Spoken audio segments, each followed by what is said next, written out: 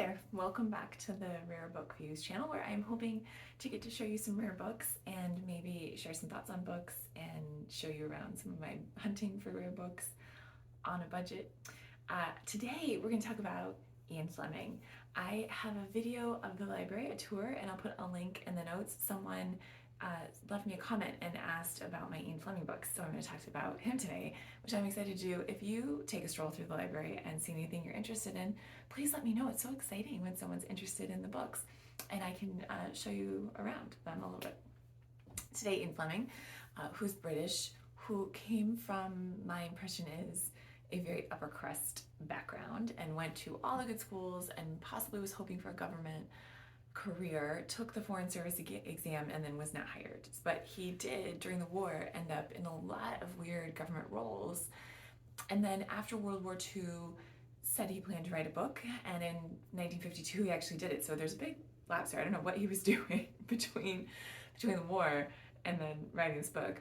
But he did write Casino Royale, was his first book, and it was published by Jonathan Cape, a very prestigious publisher in England, and apparently was helped along by his brother. It seems like when you read his biography, there's a lot of getting some help from his friends or his rich relatives. So when you look at the books, it all starts to become clear. So he said at one point that the characters in his book are a mishmash of people that he met while he worked for the government, which I guess is believable. When I was growing up, as background, there were no VCRs or DVD players when I was a kid, and movies were a very big deal. And in my house, James Bond was a particularly that you were absolutely going to go to the movies to see it. I remember my mom making comments about the Broccoli family, who are in production and have always produced the James Bond movies. So this was a big part of, kind of a big deal as a kid.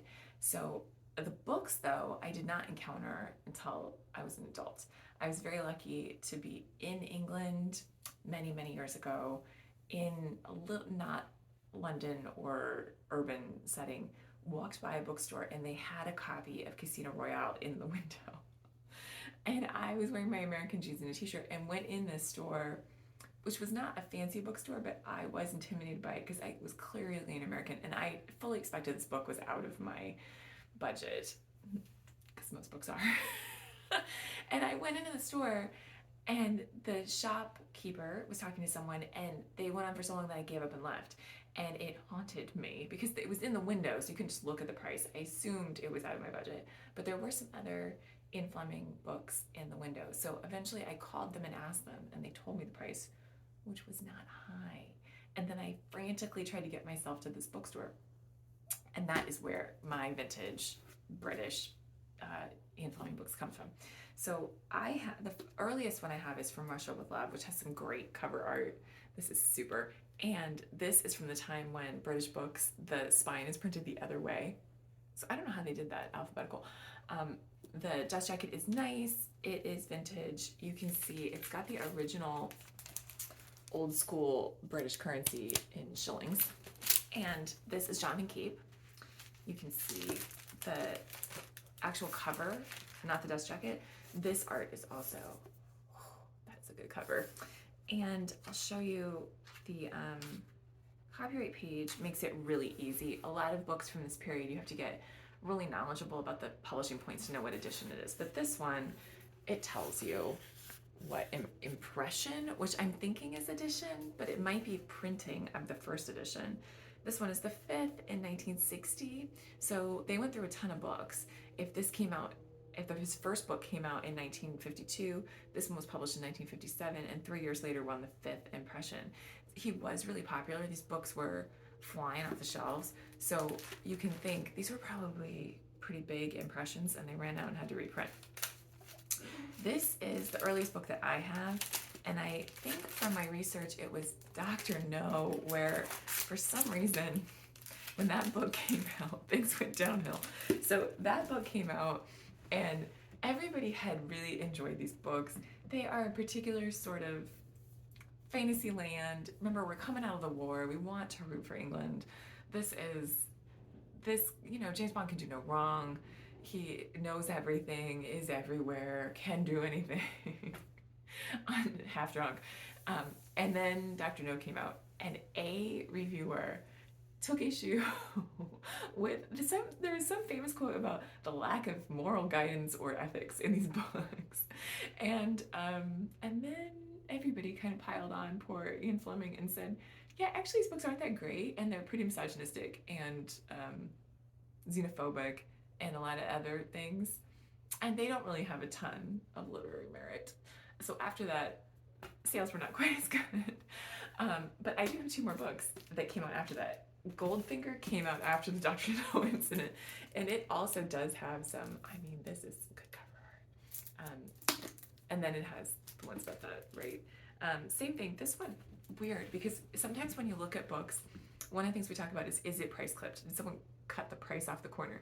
Which I think is a bizarre habit. I don't understand how that, it's not a secret how much the book costs. So if you give it to someone as a gift, I don't understand why you cut the price off. And it damages the book. So we'd all prefer to have the price on it as collectors.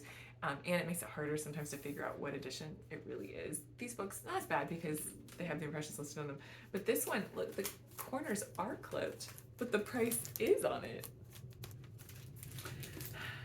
And then again, it has the impression. This one is 3rd, 1960. And then I also have You Only Live Twice.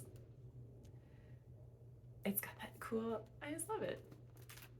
This one, same thing. It's not clipped, but it is clipped, but the price is on it. This, I'm gonna tell you. Okay, so I like to read the books that I have, even the nice copies, the vintage or the collector's ones. I like to read them. I don't really like to own books that are so nice that you can't handle them. It confuses me. Everybody has their own sort of bent at collecting. I have a friend, she needs every different illustrator of the Jane Austen books, every kind of book, every illustrator. And then I have a friend who is she describes herself as a completionist, and she needs all of them and wants to read them all in order. I just like to have an abundance of books, but I do read them. I like to be able to handle them. So these I think are pretty good for handling. However, I have seen all the movies. I have enjoyed them, and like I said, this was a thing as a kid, the James Bond movies. They're very exciting, right? I read these books. They did not age well. The guy who reviewed Dr. No was maybe ahead of his time, or not, I don't know. There's some craziness in these books. They are wildly offensive. And I'm just gonna point out, I don't know what these characters say, but I'm guessing it's probably not anything. The plots of these, really extremely misogynistic. Just, I think we all knew that going in from the movies, but this guy did not do a lot of cultural research before he wrote these books. So if you're gonna read them, be forewarned, it might taint your happy memories of the movies. Okay, Ian Fleming also did some other things. He wrote some short stories, and I have really never come across those. He wrote a couple intros to books, which I think might have just been a moneymaker for him, because when you write an intro to a book, you're not doing most of the work, right? I read a book about one of the Cambridge spy ring, the British spies who were very fancy and gentlemen and therefore should be trusted, but were actually spying for Russia. And one of them, there's an interesting biography about him, and Ian Fleming wrote the intro, and I think had crossed paths with him. And it's a very short intro and not incredibly illuminating, and that kind of got my attention. And then I found this book in one of my book hunting experiences, and it looks fascinating, and it does have an intro by Ian Fleming. Now, oddly, this seems to be a book about a UK spy operation being run out of the United States during World War II, and I'd never heard of this Room 3603, and so I thought, oh, that seems really interesting as a topic. And this is a nice edition. This is published by Freyer, Strauss and Company of New York, so it's a US publisher, and it is a second printing. So, and these are actually pretty rare. This is incredibly nice shape. So I picked this up for not a lot of money, about $4. And I thought this will be really interesting. And there is an intro from Ian Fleming. This book, however, is not really about Room 3603. It is about this guy who was sort of leading the enterprise. There's a ton of this book devoted to his history, his many accolades, the businesses he owned, the clubs that he went to, and the awards that he received. And then some about this group of UK spies and how they tackled World War II and how they worked with the United States. So that part is kind of interesting, but what made it all make sense to me, at the end, they talk about the people involved in this, and Lord, I'm imagining Sir William Stevenson had an estate on Jamaica that was basically, he was a neighbor of Ian Fleming. So they all had holiday homes in the same place, and then Ian Fleming wrote the intro for a book that is clearly about him and not really this group of people. This book also does have a couple hilarious mentions of different spy operations that are really asides. They're really not a ton about espionage in this book, and they are through a lens of people who are very rich and men. One of my favorite Ian Fleming books, though, I think sometimes people are surprised that he wrote Chitty, Chitty, Bang, Bang, which is fantastic. This is a great book. This is by Random House, and I actually have never found a great retelling of how did he end up writing a children's book, why, or how to get it published. This is a good example. This is price clip. I have no idea what the price was. I don't believe that this is a book club or a reprint because I've seen them, and when you see those, it has a nice red cover. The book club has a little mark right here, so you can tell that it is a book club. This one is early. It seems vintage, but I know it's not the first, because if you find one of those, on the copyright page here, above the text, it says first edition. So it's a stated first situation, and you don't have to be confused by the points. This is a really fun book. If you ever run across it, definitely pick it up. If you enjoy the movie, you will enjoy seeing where the groundwork is, but it is similar to Mary Poppins, where they took a lot of liberties with the plot. Has some really great illustrations, and there definitely was something weird going on with the publishing, because on the copyright page, the illustration credit is Jonathan Cape. So I wonder if they decided to not publish it, maybe because of the waning popularity, Mr. Fleming.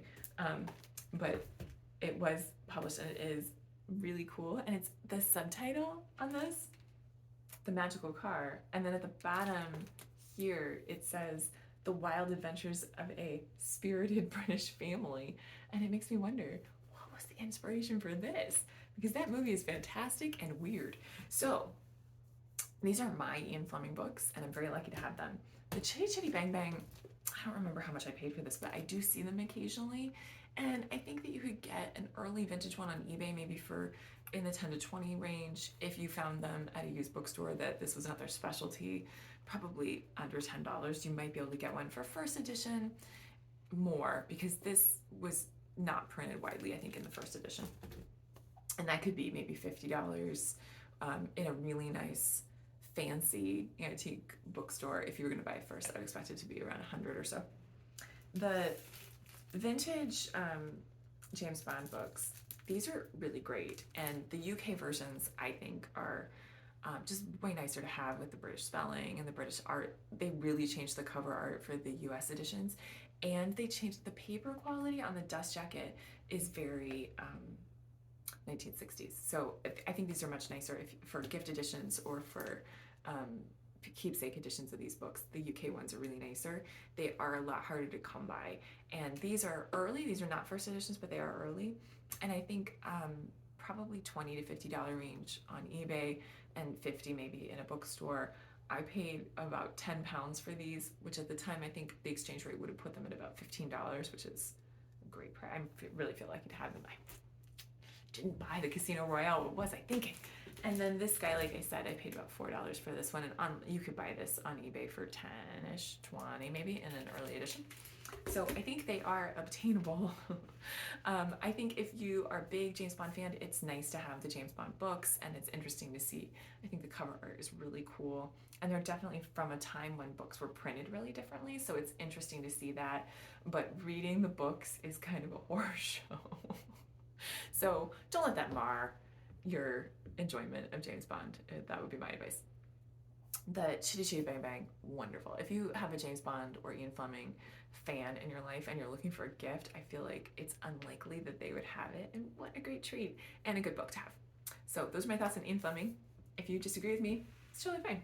If you love Ian Fleming and you love the books, let me know. If you collect them, I would love to know what editions you have or if you found a good bargain. And in general, I would love to hear what you're reading or collecting. Thank you for watching.